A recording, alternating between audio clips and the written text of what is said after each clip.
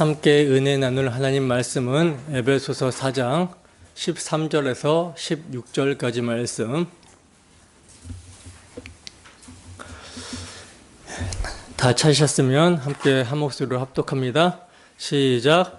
우리가 다 하나님의 아들을 믿는 것과 아는 일에 하나가 되어 온전한 사람을 이루어 그리스도의 장성한 분량이 충만한 데까지 이르리니, 이는 우리가 이제부터 어린 아이가 되지 아니하여 사람의 속임수와 간사한 유혹에 빠져 온갖 교훈의 풍조에 밀려 요동하지 않게 하려 함이라. 오직 사랑 안에서 참된 것을 하여 범사에 그에게까지 자랄지라. 그는 머리니 곧 그리스도라. 그에게서 온 몸이 각 마디를 통하여 도움을 받음으로 연결되고 결합되어 각 지체의 분량대로 역사하여 그 몸을 자라게 하며 사랑 안에서 스스로 세우느니라. 아멘. 교회의 하나됨 안에서의 성장, 교회의 하나됨 안에서의 성장이라는 제목으로 하나님 말씀 증거하도록 하겠습니다. 우리가 지난 시간에는 그리스도의 몸으로 부름받아 하나의 몸이 된 교회 안의 여러 지체들에게, 다시 말해서 우리 각 사람에게 은혜를, 선물을 주신 목적에 대해서 자세히 살펴봤었습니다. 그 목적이 여러분 무엇이었습니까? 그리스도의 몸으로 하나 된 교회가 그 하나됨을 지키며 하나님의 영광으로 충만하게 하기 위해서였다. 건강하게 세워져 가게 하기 위해서였다. 였죠. 조금 더 구체적으로 말씀을 드리면, 하나님께서는 그리스도의 몸된 우리 각 사람에게 그리스도의 선물을 은혜의 분량대로 주시는데 아들을 통하여 주신다라고 그랬어요. 아들을 통하여. 그래서 하나님의 아들은 죄와 사망의 권세 아래서 죽기를 무서함으로 사탄의 종으로 살고 있는 택하신 백성들을 구원하시고자, 이들에게 자유를 주시고자 이 땅에 내려오셨습니다. 성육신 하셨어요. 그리하여 택하신 백성들의 죄짐을 친히 짊어지시고 그들의 죄로 여김받으사 그들을 대신하여 십자가의 대속의 피를 흘려주심으로 말미암아 죽음을 통하여 죽음의 세력을 잡은 자 마귀를 멸하신 거예요. 십자가로 승리하셨고 이를 부활로 확증해 주셨습니다. 그리하여 사로잡힌 자를 사로잡으시사 자기 백성이 되게 하신 거예요. 그리고 이제 승천하시사 하늘 보호자에 오르실 때 그냥 가신 것이 아니라 당신의 몸된 교회가 하나님의 영광으로 충만할 수 있도록 해주시고자 선물을 주시고 가십니다. 그 선물이 뭐였습니까? 그 선물이 성령이며 성령의 은사들인데, 성령은 복음의 말씀을 통해서 주어지고 또 역사하기 때문에 이를 분량대로 나누어 주시기 위해서 누굴 세워주셨다? 말씀의 직분자들을 세워주셨다. 그래서 그 말씀의 은사, 말씀의 직분자를 세워주심은 성도들을 온전하게 하기 위해서다 라고 그러죠. 그러니까 성도를 온전하게 하기 위해서는 복음으로 잘 가르치고 양육해야 된다.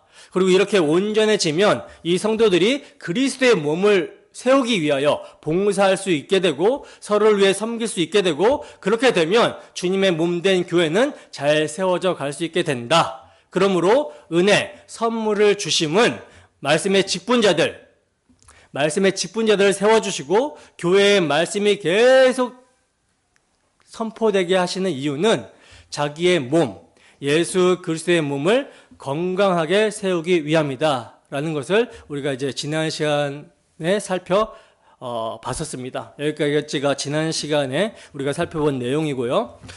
그리고 이제 이어지는 오늘 본문 말씀은 그리스도의 몸을 세워간다라는 것이 어떤 것인지 조금 더 구체적으로 말씀을 해주시고 있고, 그리스도의 몸으로 세워가는 중에 우리는 무엇을 주의해야 되는지 여기에 대해서 경종을 주고 있어요. 한마디로 교회가 이제 어떻게 자라나게 되는지, 어떻게 성장하게 되는지의 내용입니다. 그래서 바울 사도는 그에게까지 자랄지니라 하고 이렇게 말씀을 하고 있죠. 몸이 살아있다면 당연히 성장을 하게 되는 것처럼 그리스도의 생명이 주어진 그리스도의 몸된 교회가 성장하게 되는 것은 너무나도 마땅하고 당연하다라는 거예요. 그래서 부디 성령께서 이 시간 복음의 말씀으로 우리 모두에게 충만하게 역사하여 주셔서 교회인 우리 모두가 하나님이 원하시는 분량까지 성숙하고 자라가게 되기를 주님의 이름으로 축원합니다. 본문 13절 보겠습니다. 함께 읽습니다. 시작. 우리가 다 하나님의 아들을 믿는 것과 아는 일에 하나가 되어 온전한 사람을 이루어 그리스도의 장성한 분량이 충만한 데까지 이르리니. 아멘. 자, 보시면 지금 우리가 읽은 본문 말씀은 세 가지 내용으로 요약이 되는데, 우선 첫째는 하나님의 아들을 믿는 것. 하나님의 아들은 예수 그리스도시죠. 그러니까 이 예수 그리스도를 믿고 아는 것에 뭐 해야 된다? 하나가 되어야 된다. 이 점을 지금 사도가 강조를 하고 있고요. 그리고 두 번째로는 온전한 사람이 되어야 된다. 그리고 세 번째는 그리스도의 장성한 분량이 충만한 데까지 이르러야 된다. 쉽게 말해서 그리스도의 충만한 분량까지 이른다. 그리스도를 닮아가야 된다라는 거예요. 자, 이러한 내용은 성숙한 그리스도인, 온전한 그리스도인으로 자라가야 된다라는 것을 의미하는 것이죠. 이렇게 여러분 자라가는 것은요, 하루 아침에 이루어지는 것이 아니에요. 힘들고 기나긴 신앙의 여정을 겪음을 통해서 자라게 되는 것입니다. 물론 우리는 예수를 믿을 때 이미 그리스도 예수 안에서 단번에 의와 지혜와 거룩함과 구원함을 얻었어요. 그러나 이 이미 얻은 것을 신앙생활이라는 인생 역사 속에서 계속해서 알아가고 더 알아가고 경험해 가는 것이 뭐다? 자라남이다라는 것입니다. 자라남. 때문에 성숙한 그리스도인으로, 온전한 그리스도인으로 자라는 것이 비록 힘들더라도 교회는요, 마땅히 추구해야 되고요, 마땅히 목표로 삼아야 되는 거예요. 자, 그러면 하나하나씩 조금 더 살펴보도록 하겠습니다. 믿는 것과 아는 일에 하나가 되는 것. 사도는 성도가 온전하게 되기 위해서는 반드시 하나님의 아들 예수 그리스도가 누구신가, 이것을 아는 것과 믿는 것에 하나가 되어야 된다라고 말씀을 합니다. 그러니까 쉽게 말해서 믿음의 내용이 하나가 되어야 된다. 믿음의 고백이 하나가 되어야 된다라는 거예요. 자, 우리가 이렇게 교회로 모여 예배를 드릴 때 신앙 고백을 하면서 시작을 하잖아요. 왜 신앙 고백을 하느냐? 우리가 한 신앙을 고백합니다. 같은 내용을 믿습니다라는 일치성을 보이는 거예요. 일치성. 여러분, 신앙 고백은 기도가 아닙니다. 기도가 아니에요. 우리가 하나님을 이렇게 믿습니다, 주님을 이렇게 믿습니다라고 하는 고백이며, 우리가 한 몸 공동체로 이루어졌다라는 선언이며 확인입니다. 자, 그러면 먼저 믿음이라는 것을 좀 생각해 봐야 되는데, 히브리서에 보면 믿음이 없이는 하나님을 기쁘시게 할 수 있다라고 합니까? 없다라고 합니까? 없다라고 그러죠. 그래서 믿음이 없이는 하나님을 만날 수조차 없습니다. 그러니까 보이지 않는 하나님과 피조물인 우리의 관계는 어떤 관계다? 믿음의 관계로 형성되어 있다라는 거죠. 자, 그렇다면 보이지 않는 하나님을 우리가 어떻게 알 수 있고 믿을 수 있는가? 보이지 않는 하나님과 우리가 믿음의 관계로 형성되었다면 보이지 않는 하나님을 도대체 어떻게 인식하고 제대로 알 수가 있느냐?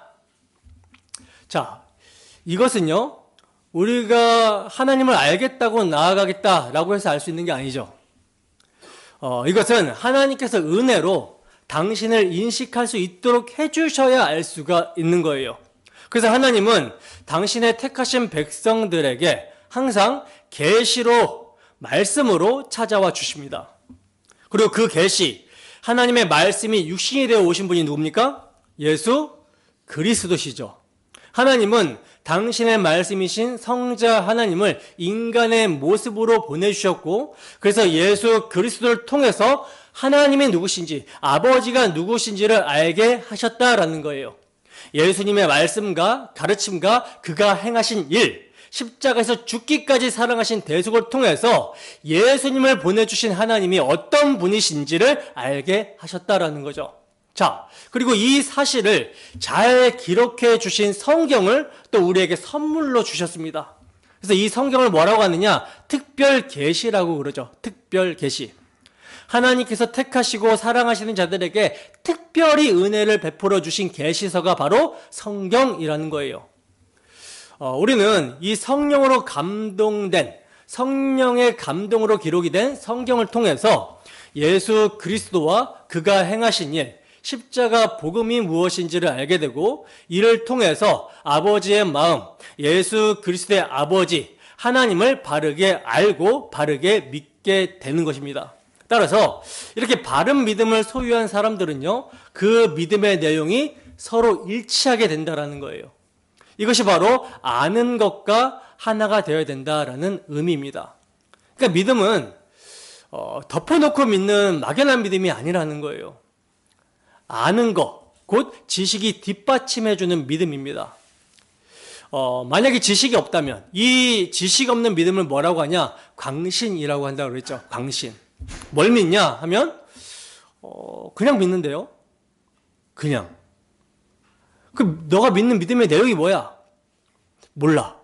이게 광신이 되는 거죠. 광신. 여러분, 우리의 믿음은 반드시 지식이 뒷받침하는 믿음입니다. 근데 이 지식은 우리가 알고자 해서 세상의 지혜로 알 수 있는, 습득할 수 있는 그런 지식, 그런 지혜가 아니라는 거예요. 고린도전서 1장 18절에서 24절 말씀입니다. 함께 읽습니다. 시작. 십자가의 도가 멸망하는 자들에게는 미련한 것이요 구원을 받는 우리에게는 하나님의 능력이라. 기록된 바 내가 지혜 있는 자들의 지혜를 멸하고 총명한 자들의 총명을 폐하리라 하였으니, 지혜 있는 자가 어디 있느냐, 선비가 어디 있느냐, 이 세대의 변론가가 어디 있느냐. 하나님께서 이 세상의 지혜를 미련하게 하신 것이 아니냐. 하나님의 지혜에 있어서는 이 세상이 자기 지혜로 하나님을 알지 못하므로 하나님께서 전도에 미련한 것으로 믿는 자들을 구원하시기를 기뻐하셨도다. 유대인은 표적을 구하고 헬라인은 지혜를 찾으나 우리는 십자가에 못 박힌 그리스도를 전하니, 유대인에게는 거리끼는 것이요 이방인에게는 미련한 것이로되 오직 부르심을 받은 자들에게는 유대인이나 헬라인이나 그리스도는 하나님의 능력이요 하나님의 지혜니라. 아멘. 자, 보시다시피 여러분, 세상의 지혜로는요, 교회가 가지고 있는, 우리가 가지고 있는 믿음의 내용인 지식, 십자가의 도를 알 수 있다 없다? 없습니다. 이 십자가의 도가요, 유대인들에게는 거리끼는 것이고 헬라인들에게는, 이방인들에게는 미련해 보이는 거예요. 자, 그런데 이렇게 거리끼고 미련해 보이는 예수 그리스도의 십자가가 구원을 받는 자들에게는 뭐가 된다라고 합니까? 하나님의 능력이 되며 하나님의 지혜가 된다라고 그러죠. 그러므로 우리가 믿는 것과 아는 것의 하나가 된다라는 것은요, 세상의 지식을 습득하는 방법으로 알게 되는 것이 아니라는 거예요. 믿게 되는 것이 아니라는 것입니다. 그것은 신념이 되고 마는 거죠. 자, 그러면 어떤 방법으로 되는 것이냐? 바로 성령의 역사로 되는 것입니다. 성령의 역사. 고린도전서 2장에 보면 사도 바울이 자신이 복음을 전할 때 두렵고 떨었다고 합니다. 왜 두렵고 떨었다고 하냐면, 사도 바울이 복음을 전할 때 자기의 말과 자기의 지혜로 전하게 될까봐 두렵고 떨었다라고 그래요. 그래서 사도는 철저하게 뭘 의지했다라고 그러죠? 오직 성령의 나타남과 능력으로 전하려고 했다라고 이렇게 고백을 하고 있습니다. 여기서 성령의 나타남과 능력이란 오늘날 은사주의자들이 말하는 그런 능력들이 아니에요. 성령의 나타남과 능력이란 예수 그리스도의 십자가, 전도에 미련한 예수 그리스도의 십자가가 오직 하나님께 영광이 된다라는 말씀입니다. 만약에 세상에 지혜롭다라고 하는 통치자들이 하나님의 영광이며 그 광채와 본체의 형상이신 예수 그리스도를 알았다면 어떻게 그분을 십자가에 못 박을 수가 있었겠습니까? 그러므로 예수 그리스도의 십자가가 하나님의 영광이며 구원의 능력이라는 것을 알고 믿게 되는 것은요, 결코 사람의 지혜와 능력으로 되는 것이 아니라 오직 하나님의 성령으로 되어지기 때문에 이것을 뭐라고 하냐면 은혜라고 하는 거예요. 은혜. 고린도전서 2장 6절 말씀입니다. 함께 읽습니다. 시작. 그러나 우리가 온전한 자들 중에서는 지혜를 말하노니 이는 이 세상의 지혜가 아니요 또 이 세상에서 없어질 통치자들의 지혜도 아니요. 보세요. 지금 바울 사도가 우리가 온전한 자들 중에 지혜를 말한다라고 하는데 여기서 온전한이라는 말이 오늘 본문의 온전함이라는 말과 같은 뜻이고 같은 말이에요. 이 온전한 자들이 뭘 말한다? 지혜를 말한다라고 하는데 이 지혜는 세상 지혜가 아니라 이 세상에 없어질 통치자들의 지혜도 아니라 뭐라고 합니까? 바로 우리 주 예수 그리스도와 그의 십자가를 알고 믿는 것을 말한다라는 것입니다. 여러분, 하나님께서는요, 이 예수 그리스도와 그의 십자가 복음, 이 지식에 우리가 생각하고 있는 것보다 훨씬 더 자라가기를 원하세요. 우리는 이 정도면 됐다라고 생각하는 경향이 있는데 하나님은요, 아니야. 계속 자라가야 돼. 몸이 자라는 것처럼 지식도 계속 자라가야 된다. 그럼 어디까지 자랄 수 있느냐? 하나님을 아는 지식이 피조물인 인간에게 완전히 여러분 들어올 수 있습니까? 없죠. 완성이 될 수 없어요. 그래서 측량할 수 없는 은혜, 그리스도의 풍성한 은혜라고 그러는 겁니다. 그러니까 할 수만 있다면 계속 자라가고 계속 알아가는 거예요. 어디까지? 지식에 넘치는 그리스도의 사랑, 그 너비와 길이와 높이와 깊이를 알고 그분을 보내신 하나님을 제대로 알기까지 우리는 계속해서 자라가야 된다라는 것을 말씀하고 있는 것입니다. 여러분, 하나님께서 오늘날 지식이 멈춰버린 교회를 보시면서 탄식할 것 같지 않습니까? 멈춘 이유도 공부하기 싫다, 힘들다라는 거예요. 하나님을 아는 것은 단순한 정보로 아는 것이 아니라 관계성 속에서 아는 거라고 했잖아요. 관계성. 그러니까 사랑의 관계 안에서 그 대상을 알아가는 지식을 말합니다. 성경에서 말하는 지식은. 그러니까 인격적인 관계 안에서 아는 지식이에요. 그런데 뭐 그렇게 복잡하게 알아야 되냐? 공부하기 힘들다. 그냥 믿으면 천국 가는 거 아니냐? 뭐 이렇게까지 해서 알아야 되냐? 이런 모습을 하나님께서 보신다면 얼마나 마음 아파하실까요? 지금 이런 말을 하는 사람들의 초점, 중심은 어딘지 아십니까? 그냥 천국에만 있어요. 천국이 뭐냐? 라고 할 때도요, 내가 그냥 지옥 안 가고 좋은 곳에 가는 거. 그래서 초점이 내가죠. 나에 있다라는 것입니다. 나. 그러니까 여기에는 하나님의 마음, 하나님의 뜻 이런 게 전혀 없어요. 그냥 지옥불만 면하면 좋겠다. 나아가 지옥불만 면하는 것 이상으로 조금 더 좋은 것이면 더 좋겠다. 그래서 천국만 가면 되는 거 아니냐. 예수 믿으면 천국 간다고 하니 예수 믿고 천국 가면 되는 거니까 뭐 구체적인 지식들을 굳이 알 필요 있는가? 그러나 여러분, 이러한 태도는 우리를 구원해 주시고 자녀 삼아 주신 하나님을 알기를 원치 않는 정말 배은망덕한 모습인 것이죠. 자식이 부모에 대해서 잘 알기를 원하는 것, 부모의 뜻과 그 마음에 대해서 잘 알기를 원하는 것은 아주 기특한 모습입니다. 그런데 나를 낳아주신 부모님에 대해서 나는 관심 없다. 어머니 아버지 마음 이딴 거 모르겠고 그냥 어머니 아버지로부터 오는 혜택들, 뭐 어쨌든 내가 좋은 집에 살면 되는 것이고 내가 굶지 않고 풍성하게 먹을 것을 제공받으면 되는 것이고 내가 필요한 것만 제공받으면 된다. 저 사람이 어떤 분인지 그분의 마음이 어떤지 난 알 필요 없다. 이거 얼마나 악한 것입니까? 그런데 오늘날 교인들 중에 이러한 사고를 가진 사람들이 너무나 많다는 거예요. 그게 뭐냐? 하나님의 아들 예수 그리스도를 알고 그분을 통해 하나님을 아는 지식에서 자라가기를 원치 않는 사람들이라는 거죠. 이게 악한 겁니다. 내 백성이 지식이 없어서 망하는도다 라고 했었던 호세아 선지자를 통한 하나님의 말씀이 오늘 우리에게도 선포되어지는 것과 같습니다. 여러분, 에베소서 1장에 바울 사도의 기도를 우리가 살펴봤잖아요. 그 기도의 내용을 보면 전부 다 어떤 내용입니까? 전부 다 알기를 원한다라는 것들이에요. 내가 에베소 성도들을 위해 기도하고 있는데 이 에베소 성도들이 정말 알기를 원한다. 뭘 알기를 원합니까? 바울 사도는요, 뭘 좀 달라고 구한 것이 아니라 이미 주어진 특권들을 교회들이 좀 알았으면 좋겠다라고 하면서 기도를 했던 거예요. 여러분, 바울 사도가 뭘 기도했는지 기억나십니까? 지혜와 계시형을 주사 누굴 알기를 원한다? 하나님을 알기를 원한다. 그들의 마음의 눈이 밝아져서 부르심의 소망이 무엇인지를 알기를 원한다. 성도 안에서 그 기업의 영광의 풍성함이 무엇인지를 알기를 원한다. 그 힘의 위력을 따라 믿는 우리에게 베푸신 능력의 지극히 크심이 무엇인지를 알게 되기를 원한다. 온통 우리에게 주어진 것들, 이미 주어진 것들을 알게 되기를 원한다예요. 저도 마찬가지입니다.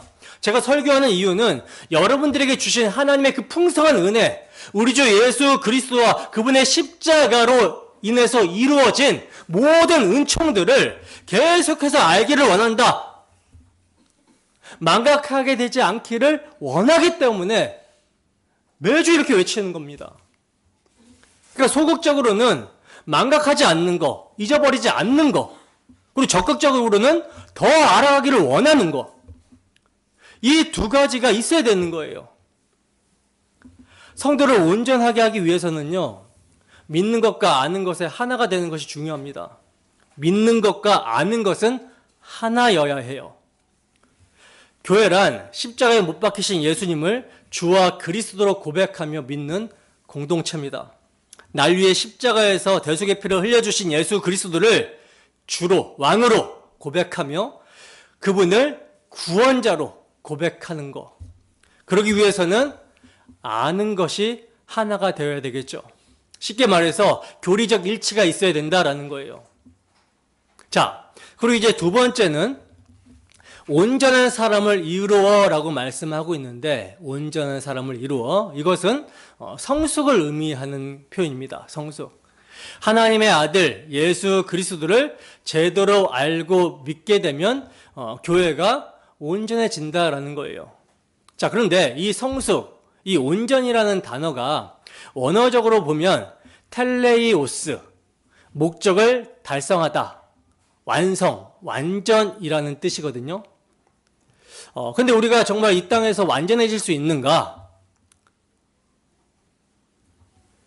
있습니까? 완전해질 수가 없죠. 주 예수님 다시 오셔서 우리가 정말 주님 나라 가게 될 때, 몸의 구속이 일어나게 될 때, 그때는 주님께서 원하시는 그 모습대로 완전해질 겁니다. 이게 목표에 도달하는 거죠. 하지만 이 땅에서 그 완전을 향해 달려가는 거예요. 다 그렇게 될 수 없더라도 그렇게 되기를 소망하며 달려가는 것입니다. 바로 이게 온전이에요. 그러니까 예수 그리스도의 십자가 복음을 알고 믿는 그 믿음에 굳게 서는 거, 이게 여러분 뭐예요? 이게 이미 완성이 된 거잖아요. 완료가 된 거예요. 이 굳게 서서 이미 온전해졌단 말입니다. 우리는 예수 그리스도 안에 있으면 하나님이 우리를 보실 때 완전하게 봐요. 지혜와 의와 거룩함과 구원함이 예수 그리스도 안에 있기 때문에 이 예수 그리스도 안에 있으면 하나님께서 우리를 온전하게 보십니다. 그래서 우리가 믿는 바 이 믿음에 굳게 서서 그 사랑으로 역사하는 믿음으로 달려가는 거, 이게 온전이라는 거예요. 주 예수의 십자가 사랑, 그 온전한 사랑, 측량할 수 없는 그리스도의 사랑에 매여서 이미 온전한 사람으로서 그 온전한 사랑의 풍성을 알아가는 것이 자라나는 것이며 성숙하게 되는 거라는 거죠. 지금까지는 어린아이와 같았지만 이제는 자라가야 된다. 어린아이와 같다라는 것은 뭐예요? 어린아이와 같다라는 것은요, 십자가 앞에 자신을 세우지 않는 거예요. 그래서 복음의 은혜와 사랑을 모르는 상태, 망각한 상태가 어린아이와 같은 상태라는 거죠. 그러나 계속 그 상태에 있어서는 안 되는 것이며 내가 계속 알아가야겠다. 자라가야 되겠다. 성장해야 되겠다. 라고 생각하는 것이 뭐다? 올바른 신자의 모습이라는 거죠. 성도 한 사람 한 사람이 모두 성장해야 되는 것을 바울 사도는 강조하고 있습니다. 우리가 하나님의 아들을 알고 믿는 것에 하나가 되어서 온전한 사람을 이루어가야 된다. 여러분, 우리 안에 착한 일을 시작하신 하나님께서 주 예수의 날까지 이루어 가실 것입니다. 믿으십니까? 그러나 그러기 위해서는 우리는 하나님이 이루시는 그 행사에 적극적으로 참여하며 그렇게 되기를 소망해야 되는 거예요. 결단해야 되는 것입니다. 왜냐? 하나님이 우리 마음에 소원을 두고 행하게 하시기 때문이죠. 여기에는요, 그 어떠한 누구도 예외가 없어요. 그리스도인으로 시작된 사람들, 거듭나서 하나님의 자녀로 태어난 사람들은요, 모두가 다 자라기를 원해야 됩니다. 우리 몸에는 필요치 않는 부분이란 하나도 없습니다. 하나님께서 다 각자의 기능들이 있기 때문에, 필요가 있기 때문에 지체라는 것을 주신 거예요. 마찬가지로 교회는요, 그리스도를 머리로 한 한 몸이죠. 그리고 이 한 몸은 각각의 지체로 구성이 되어 있습니다. 여러분, 한 사람 한 사람이 지체이고 이 지체가 모여서 그리스도의 몸, 교회를 형성한다라는 거예요. 근데 이 지체가 하나하나가 제 기능을 못하게 된다면 그리스도의 몸은 건강한 상태가 될 수 없는 거예요. 머리는 완전한데 몸은 굉장히 미흡하다라는 것은 문제가 심각한 것이죠. 그래서 사도는 계속해서 머리이신 주님에게까지 자라가야 된다라는 것을 말씀해 주고 있습니다. 때문에 나는 괜찮다, 나는 좀 건강하지 않아도 돼, 이런 완악한 생각은 버려야 되는 거예요. 대부분의 기관이 온전한데 딱 하나의 기관이 굉장히 아프잖아요. 여기에 문제가 생겨버리면 이것 때문에 온몸이 힘들어지게 되고요, 자칫 잘못하다가는 몸 전체가 죽을 수가 있습니다. 그러니까 우리는 내가 비록 연약하지만 하나님의 은혜로 또 성도 서로의 연합과 섬김을 통해서 계속 자라가야 되겠다, 일어서야 되겠다, 이 다짐을 늘 가져야 되고, 나도 누군가에게 이러한 도움을 줘야 되겠다, 이 자세가 반드시 있어야 되는 거예요. 자, 그러므로 하나된 교회가 온전함을 이루어 가야 함과 동시에 각자 자기가 맡은 직분에 충실해야 됨을 바울 사도는 말씀합니다. 이렇게 될 때 마지막으로 그리스도의 장성한 분량에 충만할 때까지 이르게 되는 거예요. 그리스도는 교회의 머리시고 교회는 그리스도의 몸이죠. 머리 대신 그리스도는 온전한데 몸된 교회가 온전치 못하면 얼마나 심각한 문제겠습니까? 머리의 지시를 몸이 따르지 않는다면 그걸 뭐라고 해요? 중풍병. 오늘날로 얘기하면 이제 파킨슨병이라고 하죠. 머리가 지시를 앞으로 가라고 지시하는데 제대로 걷지 못하고 이렇게 꼬꾸라져요. 그럼 알지 못하는 사람들이 보면 웃죠. 깔깔깔 대면서. 왜 갑자기 그냥 느닷없이 이렇게 넘어지냐고 웃습니다. 우스운 모습이 되는 거예요. 그리스도는 영광스러운 분이시고 거룩한 분이신데 교회는 굉장히 세속적이고 타락해 있다면 이게 얼마나 병든 모습이냐는 거예요. 우리 모든 사람들은요, 그리스도의 충만한 분량까지 자라가야 되는 것입니다. 주께서 반드시 그 일을 행하실 텐데, 우리 안에서 행하실 텐데, 우리 마음에 소원을 두고 행하시는 분이 주님이시다라는 것을 기억하시기 바랍니다. 자, 이제 14절에서는 이러한 온전한 성도와는 반대로 영적으로 어린 아이의 상태를 말씀해 주고 계시는데, 왜 이러한 어린아이 상태를 말씀해 주고 있느냐? 마땅히 주님을 머리로 한 몸인 교회는 자라가야 마땅한데 그렇지 못하면 그냥 어린아이 수준으로 있게 된다.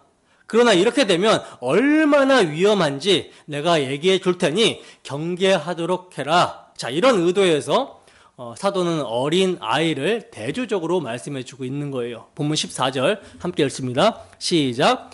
이는 우리가 이제부터 어린 아이가 되지 아니하여 사람의 속임수와 간사한 유혹에 빠져 온갖 교훈의 풍조에 밀려 요동하지 않게 하려 함이라. 아멘. 자, 보세요.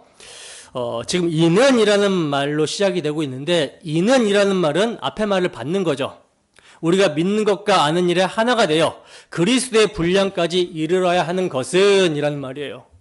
그러면서 사도는 우리가 이제부터라고 말씀합니다. 이제부터라는 것은 그 전에 어땠다라는 거예요. 어린아이와 같았다라는 거죠. 사도 바울은요, 에베소 교회를 굉장히 높이 평가하고 참 귀하다라고 생각도 했었지만 아주 현실적으로 그들을 봅니다. 사실 너희들 아주 귀한 모습, 믿음과 사랑의 모습도 보여줬지만 너희는 아직 어린아이야, 이렇게 말씀을 해주시고 있는 거예요.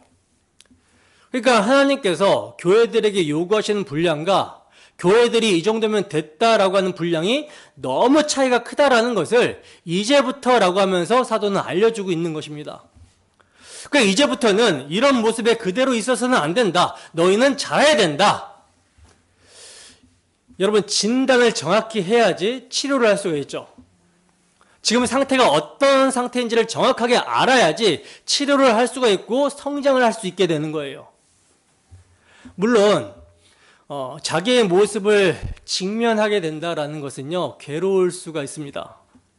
그럼에도 내 모습이 어떠한지, 우리 교회의 모습이 어떠한지 직면해야 되는 거예요. 지금 제가 내 모습이라고 하면서 개인적인 표현을 먼저 말씀을 드렸죠. 우리 교회의 모습이라고 먼저 하면 자신을 보지 않고 뭉뚱그려 생각을 하게 되는데 그게 아니라는 겁니다. 내 모습이 어떠한지 그게 곧 교회의 모습을 반영하는 거예요. 그래서 먼저 내 모습이 어떠한지를 잘 봐야 되는 것입니다. 근데 내 모습이 어떠한지를 잘 보려고 할 때 뭐가 필요하냐면 굉장히 용기가 필요하다는 거죠. 왜냐? 대부분 자기 모습을 딱 보잖아요.